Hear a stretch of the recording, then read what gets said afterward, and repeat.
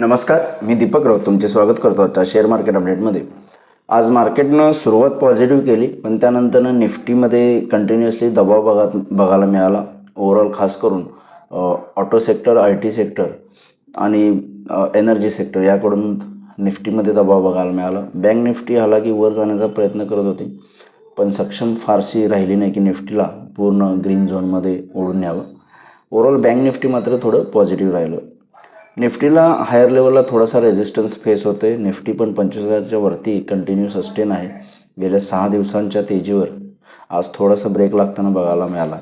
त्यामुळे उद्यासाठी ट्रेडिंग करायचं झालं तर निफ्टी जोपर्यंत 25,000च्या वरती आहे तोपर्यंत 25,200 250पर्यंत जाण्याचे चान्सेस आहेत. 25,200 250 एक स्ट्रॉंग रेजिस्टन्स झोन आहे निफ्टीला हायर लेवलला. 25,000 एक चांगला सपोर्ट आहे. 25,000च्या खाली आलं तर मात्र थोडंसं खाली येण्याची शक्यता आहे. बँक निफ्टीमध्ये 55,000 आज ऑलमोस्ट बऱ्यापैकी टच झाला, पण सस्टेन नाही राहू शकला.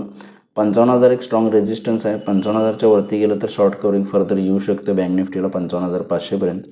लोअर लेवलला 54,500 बँक निफ्टीसाठी एक चांगला सपोर्ट आहे. तेव्हा बँक निफ्टीसाठी उद्या 54,500 लोअर लेवलला सपोर्ट, हायर लेवलला 55,000 रेजिस्टन्स आहे. 55,000 क्रॉस केला तर शॉर्ट कवरिंग येऊ शकतं. 55,400 ते 500पर्यंत बँक निफ्टी जाऊ शकते.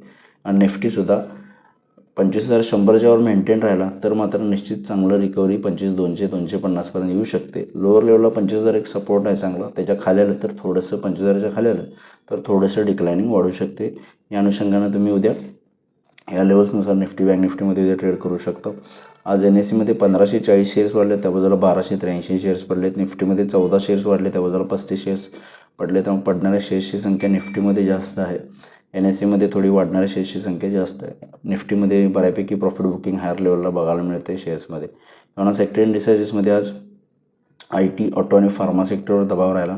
वाढणाऱ्या सेक्टरमध्ये आज रिअल्टी सेक्टर जवळपास 2-2.5% पॉझिटिव्ह राहिलं.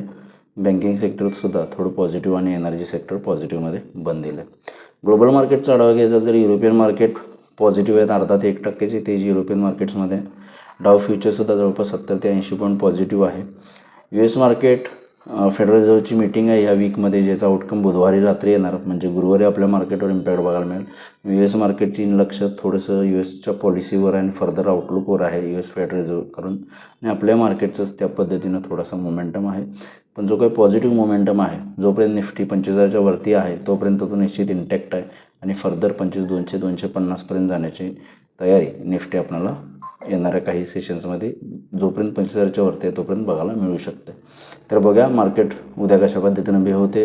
उद्या निफ्टीची विकली एक्सपायरीसुद्धा आहे, त्यामुळे सुद्धा बघणं गरजेचं आहे की मार्केट कसं बिहेव होते आणि मार्केटची उद्या कशा पद्धतीने चालते. माझा व्हिडिओ ऐकला त्याबद्दल धन्यवाद. माझा व्हिडिओ लाईक करा, शेअर करा, माझ्या चॅनल सबस्क्राईब करून डेली अपडेटसाठी बेल आयकॉनला क्लिक करा.